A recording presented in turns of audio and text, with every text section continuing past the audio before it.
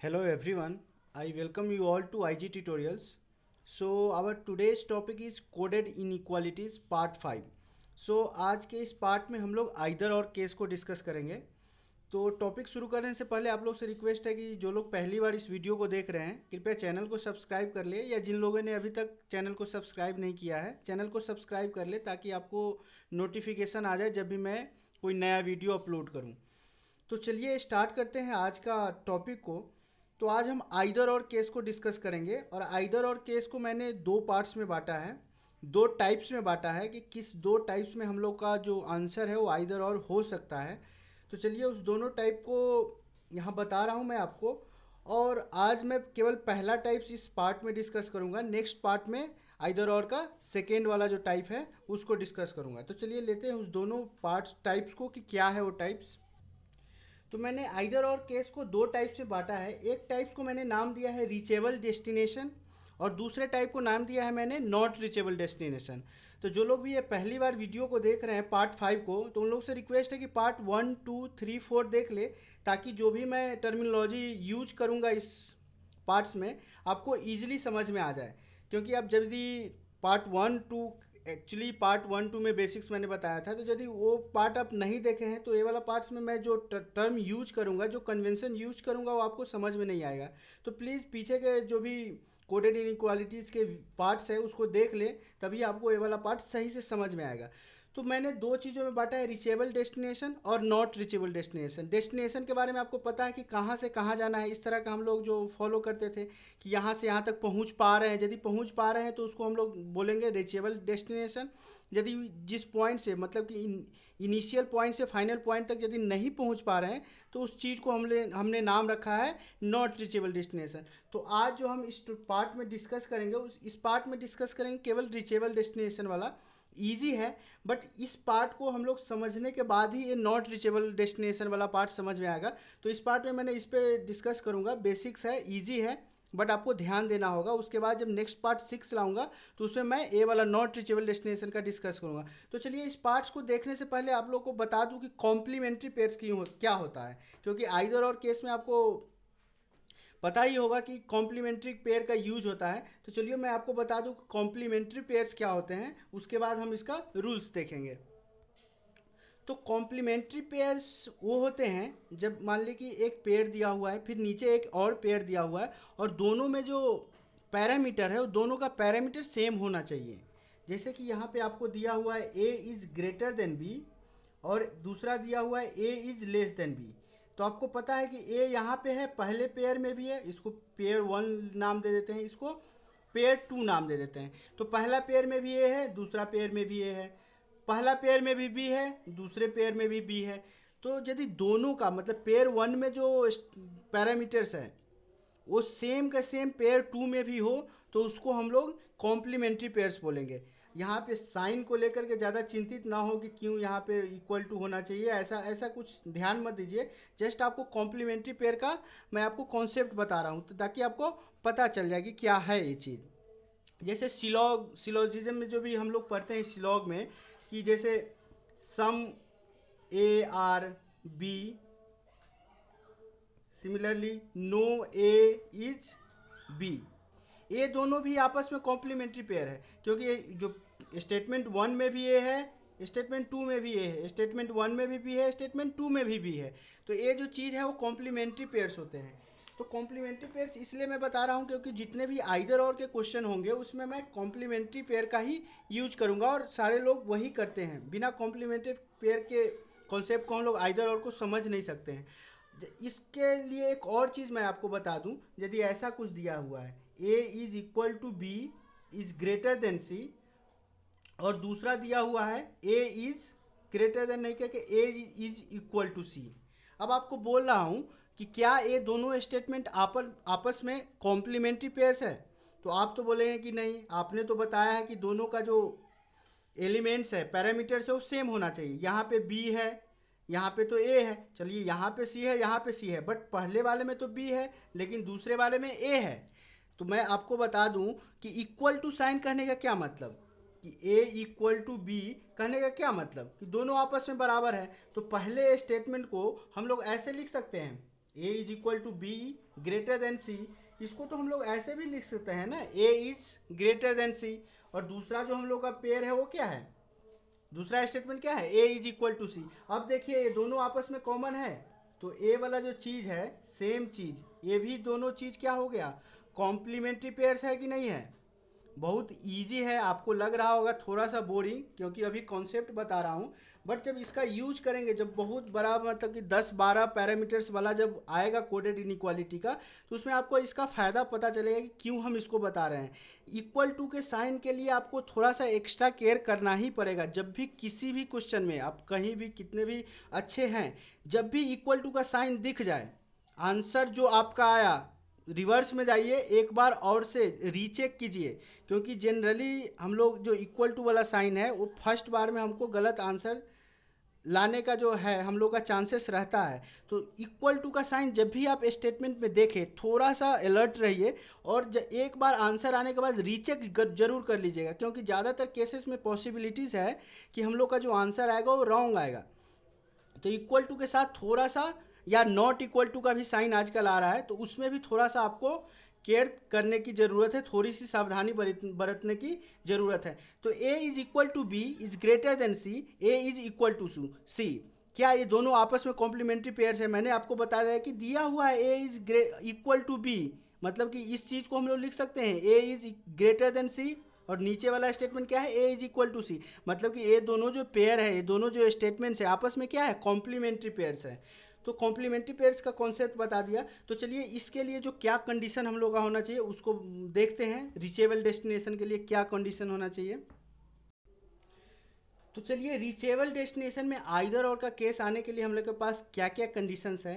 Conditions पहला है destination should be reachable, मतलब कि यहाँ पे यदि ए है समथिंग समथिंग समथिंग करके, यहाँ पे बी है कुछ ऐसा दिया हुआ है, तो ए इनिशियल पॉइंट यदि हम लोग को दिया हुआ है, ये फाइनल पॉइंट दिया हुआ है, तो डेस्टिनेशन शुड बी रीचेबल। यदि आपको ऐसे जाना है, जैसे ए वाला साइन है, तो आपको यहाँ पे क्या है, ओपन एंड क्लोज एंड आपको पता है, ए से बी जाना है, मतलब कि ए से बी तक जाने का सारा पाथ जो है क्लियर होना चाहिए। उसी का मतलब क्या है, डेस्टिनेशन शुड बी रीचेबल, मतलब कि आप ए से बी तक पहुँच पाने की स्थिति में होनी चाहिए, मतलब कि ए से बी तक आप पहुँच सकते हैं, तो ये डेस्टिनेशन क्या हो जाएगा, रीचेबल हो जाएगा। Alone statement should be possible, alone statement should be possible का क्या मतलब है कि मैं आपको एक चीज बोलूं, ए इज ग्रेटर देन बी, ठीक है। जैसे ए, एक एग्जाम्पल ले लेते हैं, एग्जाम्पल के थ्रू मैं आपको बताता हूं। ए स्टेटमेंट हम लोग को दिया हुआ है, A is greater than equal to B equal to C, और आपसे दो स्टेटमेंट दिया गया है, या दो कंक्लूजन 1 कंक्लूजन 2 दिया हुआ है। कंक्लूजन 1 क्या दिया हुआ है, A is greater than C. Conclusion 2 क्या दिया हुआ है, A is equal to C. आपसे पूछा जा रहा है कि इस केस में क्या आंसर होगा इसका, तो मैं आपको सिंपली एक चीज़ बता दूं, लोग बोलते हैं कि कंक्लूजन 1 को फॉल्स होना चाहिए अलोन, और कंक्लूजन 2 को अलोन फॉल्स होना चाहिए, तभी आप इसका कॉम्बिनेशन ले सकते हैं। मैं आपसे एक चीज़ क्वेश्चन पूछना चाह रहा हूं, या आप लोगों में से भी बहुत सारे लोग यही फॉलो कर रहे होंगे कि अलोन 1 जब गलत हो, अलोन 2 भी जब गलत हो, मतलब कि फॉलो नहीं कर रहा हो, तभी हम लोग आइदर और लगाएंगे। एक चीज आपको मैं बताना चाहता हूं, आइदर और कहने का क्या मतलब होता है, आइदर दिस और दिस।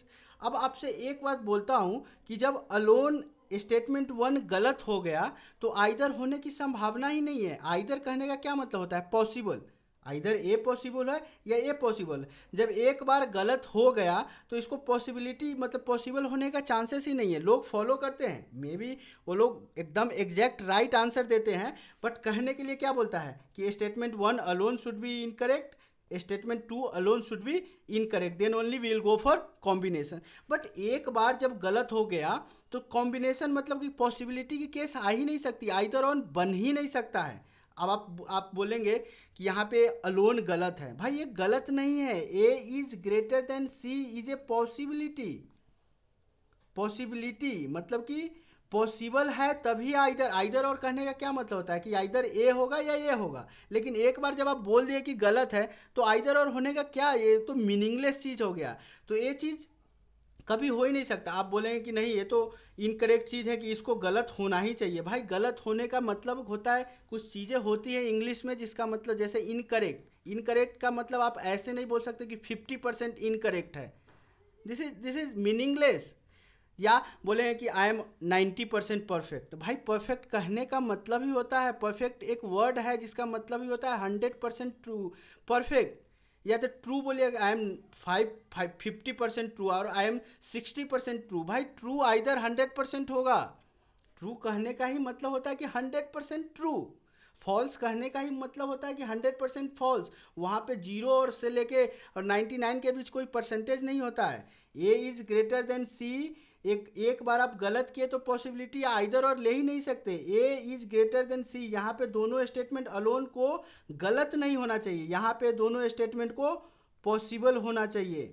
ठीक है, ये चीज़ को ध्यान में रखिए। और बहुत लोगों से मैंने बात करा है, वो लोग बोलते हैं कि पहला स्टेटमेंट गलत हो गया, फिर दूसरा स्टेटमेंट गलत हो गया, फिर हम दोनों को लेके आइदर और का केस बनाने का सोचेंगे। आइदर और का केस जब एक बार गलत हो गया तब उसका पॉसिबिलिटी कैसे ले सकते हैं? इस चीज़ को थोड़ा सा ध्यान से देखिए, ध्यान से समझने की चीज़ है। हम लोग दो we are giving the right answer, but कहने के लिए हम लोग गलत बोलते हैं। एक बार ये गलत नहीं है। A is greater than C is a possibility.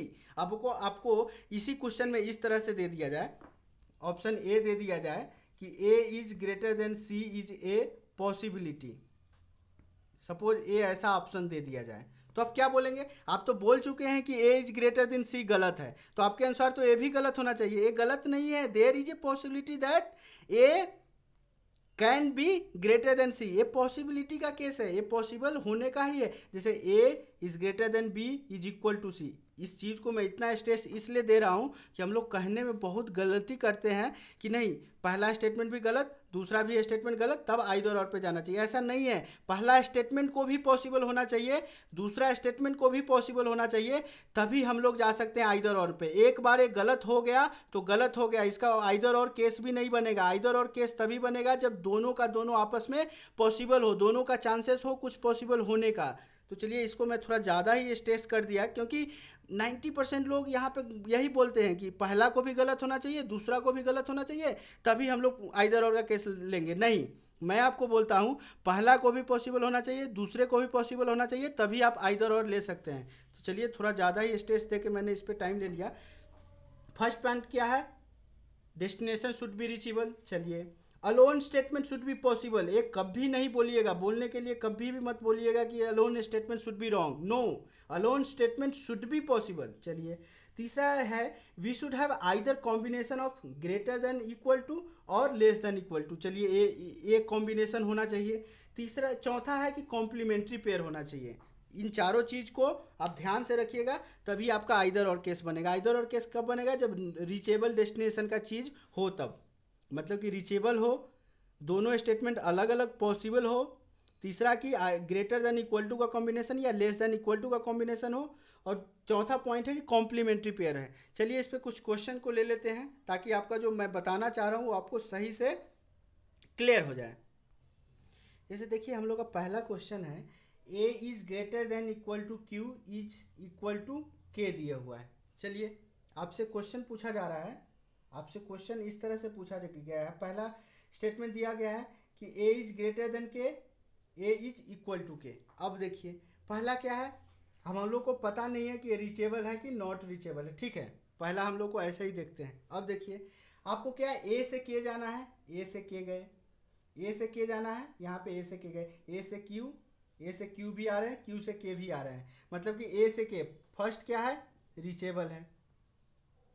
ठीक है, रीचेबल है मतलब कि पॉसिबिलिटी है कि वो सही हो सकता है। तो पहला स्टेटमेंट अकेले क्या हो गया, पॉसिबल हो गया कि ए इज ग्रेटर देन की, के जो है वो पॉसिबल है। दूसरा स्टेटमेंट क्या है, ए इज इक्वल टू के। ए इज इक्वल टू के कहने का क्या मतलब कि ए से के जाना है, यहाँ भी रीचेबल है। चलिए रीचेबल तो हो गया। अब एक बार रीचेबल हो गया तो ये स्टेटमेंट भी क्या हो गया, पॉसिबल स्टेटमेंट है। अब देखिए तो पॉसिबल स्टेटमेंट को क्या आप सही मान सकते हैं? नहीं, केवल एक पॉसिबल है, there is just a possibility. तो इसको आप करेक्ट नहीं मान सकते और इनकरेक्ट भी अभी तक नहीं मान सकते, क्योंकि यदि क्वेश्चन का आंसर में यदि ऑप्शंस में ए आ जाए कि स्टेटमेंट स्टेटमेंट 1 इज पॉसिबल, यदि ऐसा आ जाए तो आपका आंसर क्या हो जाएगा, करेक्ट। ठीक है, तो इसको इस जो ऑप्शन 1 और 2 को हम लोग गलत नहीं बोल सकते हैं। ऑप्शन 1 और 2 अलोन मतलब कि अकेले अकेले क्या है, पॉसिबल है। ठीक है, पॉसिबल हो गए, तो इससे हम तो कुछ क्वेश्चन का आंसर नहीं मिल पा रहा है। तो अब नेक्स्ट क्या करना है, नेक्स्ट करना है, ये रीचेबल भी है पॉसिबल भी है, तो हम लोग का कॉम्प्लीमेंट्री पेयर देखेंगे। ए यहाँ है, ए यहाँ है, के यहाँ है, के यहाँ है, तो दोनों कॉम्प्लीमेंट्री पेयर भी मिल गया। तो चलिए कॉम्प्लीमेंट्री पेयर भी मिल गया। अब तीसरा क्या है, कॉम्बिनेशन इसका और इसका होना चाहिए या इसका और इसका होना चाहिए। अब देखिए यहाँ पे कॉम्बिनेशन इसका और इसका है, इसका मतलब कि ए भी चारों के चारों पॉइंट फुलफिल कर रहे हैं, तो इसका आंसर क्या होगा, इसका आंसर होगा आइदर 1 और 2। इसका आंसर क्या होगा, आइदर 1 और 2। चलिए लेते हैं नेक्स्ट क्वेश्चन को। चलिए हम लोग का दूसरा क्वेश्चन है, A is greater than equal to Q बराबर मीन्स इक्वल टू के। आपको कंक्लूजन दिया हुआ है Q is greater than A is equal to K. अब आपको देखिए क्यू से ए जाना है, नॉर्मली आपको ऐसे करना है, क्यू से ए जाना है। चलिए क्यू से ए जा रहा है, क्यू से ए आप नहीं पहुंच पा रहे हैं, मतलब क्यू से ए नहीं जा रहा है, इसका मतलब कि स्टेटमेंट 1 क्या हो गया, अभी के लिए गलत हो गया, ये पॉसिबल भी नहीं है, क्योंकि यहाँ जस्ट है, क्यू से ए जाने के लिए जस्ट पास वाला है, मतलब कि either A is greater than equal to Q हो सकता है, लेकिन Q is greater than A possible भी नहीं हो सकता, तो ए तो गलत हो गया। चलिए ए गलत हो गया। ए बराबर क्यू, ए बराबर क्यू मतलब ए से क्यू जाना है, ए से क्यू पहुंच रहे हैं, ये पॉसिबल का केस है। लेकिन पॉसिबल का केस लेने के लिए यहाँ पे देखिए कॉम्प्लीमेंट्री पेयर भी है, लेकिन एक केस में क्या हो गया है, नॉट रीचेबल हो गया है। नॉट रीचेबल, एक तो पहली बात ए हुआ है, दूसरा यहाँ पॉसिबल नहीं है, यहाँ ए वाला चीज़ जो है वो पॉसिबल नहीं है, ये गलत है। लेकिन हम लोग को आइदर और होने के लिए दोनों का पॉसिबिलिटी होना चाहिए। सेकेंड वाला स्टेटमेंट तो पॉसिबल है, लेकिन फर्स्ट वाला स्टेटमेंट पॉसिबल नहीं है, एक इनकरेक्ट है। ठीक है, सेकेंड वाला फर्स्ट वाला स्टेटमेंट क्या है, इनकरेक्ट है, और सेकेंड वाला इनकरेक्ट स्टेटमेंट क्या है, पॉसिबल है। तो आइदर और का कॉम्बिनेशन तो बन ही नहीं सकता। आइदर और के कॉम्बिनेशन बनने के लिए क्या है, दोनों स्टेटमेंट को पॉसिबल होना चाहिए, लेकिन इस केस में फर्स्ट वाला स्टेटमेंट क्या है, इनकरेक्ट है, तो आइदर और स्टेटमेंट जो है नहीं बनेगा। तो इस क्वेश्चन का आंसर क्या होगा, इस क्वेश्चन का आंसर होगा नाइदर नॉर का। इस क्वेश्चन का आंसर क्या होगा, नाइदर नॉर। चलिए लेते हैं नेक्स्ट क्वेश्चन को। चलिए हम लोग का नेक्स्ट क्वेश्चन है, P is greater than equal to Q is equal to R is greater than S is less than equal to T is less than U। हम लोग को 5 ऐसे दिए हुए हैं, और जो हम लोग का ऑप्शंस है, ऑप्शंस कुछ नहीं दिया हुआ है, दिया भी हुआ है तो उसको हम लोग अपने अनुसार बना लेंगे। इसमें कौन सा सही होगा या किसका कॉम्बिनेशन सही होगा। पहला का देखते हैं, P is greater then R, मतलब कि आपको P से R जाना है, P से Q तो जा रहे हैं, Q से R जा रहे हैं, मतलब कि A वाला चीज़ क्या हो गया, रीचेबल भी है और पॉसिबल भी है। एक मतलब कि रीचेबल कहने का क्या मतलब, पॉसिबल कब होगा, जब रीचेबल होगा, मतलब कि ए वाला जो है पॉसिबल है। दूसरा है Q is greater than T, मतलब कि आपको क्यू से टी जाना है, क्यू से आर आए, आर से एस आए, एस से टी नहीं जा पा रहे हैं, तो ये क्या हो गया, ये हो गया इनकरेक्ट, क्योंकि यहाँ से क्यू से आर आ रहे हैं, आर से एस जा रहे हैं, लेकिन एस से टी आप नहीं पहुँच पा रहे हैं, तो ये क्या हो गया, नॉट रीचेबल हो गया, नॉट रीचेबल हो गया। चलिए इसको एन आर लिख लेते हैं, ये क्या है, रीचेबल है, नॉट रीचेबल हो गया। तीसरा स्टेटमेंट क्या होता है, S is greater then P.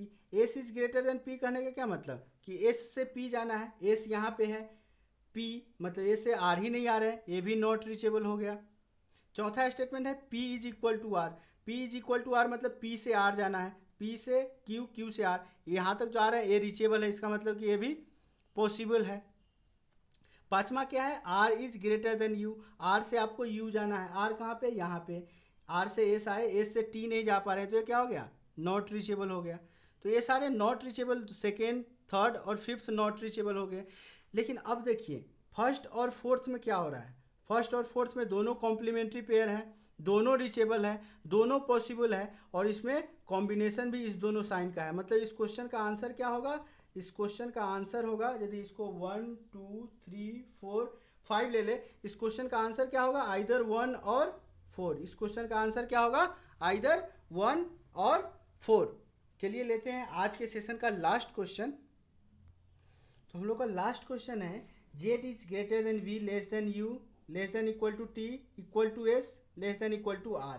पहला स्टेटमेंट है T is equal to R, दूसरा है R is greater than T. चलिए टी से आर पहुंच रहे हैं क्या, टी से आर, टी से यू, यू से वी नहीं, इधर पहुंचे टी से एस, एस से आर नहीं पहुंच रहे हैं। लेकिन आपको बताए थे कि इक्वल टू के साइन में इधर से भी जा सकते हैं और इधर से भी जा सकते हैं। तो चलिए आर से टी जा रहे हैं क्या, आर से एस, एस से टी, मतलब कि आर से टी जा रहे हैं, मतलब कि टी बराबर आर क्या है, ए एक तो रिचेबल है, रिचेबल है इसका मतलब ये पॉसिबिलिटी है कि सही हो सकता है।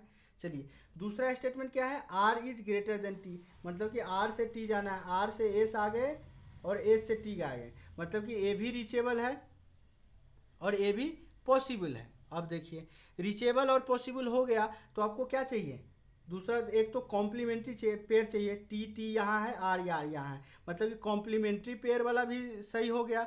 और आपको कॉम्बिनेशन इसका और इसका चाहिए, तो यहाँ ए है, ये भी हो गया सही। मतलब इस क्वेश्चन का आंसर क्या होगा, इस क्वेश्चन का आंसर होगा आइदर 1 और 2। इस क्वेश्चन का आंसर क्या होगा, आइदर 1 और 2। तो आज के सेशन में मैं उतना कुछ अच्छा चीज़ नहीं बता पाया, जस्ट बेसिक्स के ही बता पाया। नेक्स्ट जब हम लोग ले आएंगे लेकर के नॉट रीचेबल डेस्टिनेशन आइदर और का दूसरा टाइप, उसमें मैं आपको बहुत अच्छे अच्छे क्वेश्चन कराऊंगा और कुछ कॉन्सेप्ट है उसमें भी ऑलमोस्ट सेम है, थोड़ा सा उसमें और एक्स्ट्रा केयर देना है। और मैं आपको एक चीज़ बता दूं, जब भी किसी क्वेश्चन के स्टेटमेंट में इक्वल टू और नॉट इक्वल टू का साइन आ जाए, थोड़ा सा उस पर केयर करें। जो भी आपका आंसर एक बार में आ रहा है, यदि थोड़ा सा भी टाइम है तो उसको रीचेक कर ले 5-7 सेकेंड के अंदर में, ताकि जो जब भी इक्वल टू या नॉट इक्वल टू का साइन आता है उसमें गलती होने की थोड़ी सी संभावना रहती है। तो आप एक बार रीचेक करने की कोशिश कीजिएगा, ठीक है। तो आज के सेशन को यहीं क्लोज करते हैं। कल का सेशन बहुत ही इंपॉर्टेंट रहेगा, नॉट रीचेबल डेस्टिनेशन आइदर और केस का सेकेंड टाइप को लेकर मैं आऊँगा नेक्स्ट पार्ट में।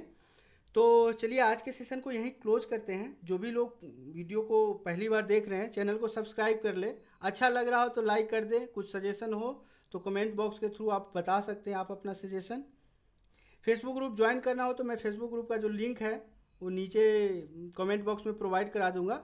आपका कुछ भी डाउट्स हो आप वहाँ पे आके क्वेश्चन पोस्ट कर सकते हैं और पूछ सकते हैं अपना डाउट। तो चलिए आज के सेशन को यहीं क्लोज करते हैं, मिलते हैं नेक्स्ट सेशन में कोडेड इनइक्वालिटी के पार्ट 6, मतलब कि आइदर और केसेस का जो सेकेंड टाइप है उसको डिस्कस करेंगे। तब तक के लिए कीप प्रैक्टिसिंग, प्रैक्टिस करते रहिए, स्वस्थ रहिए, व्यस्त रहिए और मस्त रहिए। Thanks for watching this video, bye bye.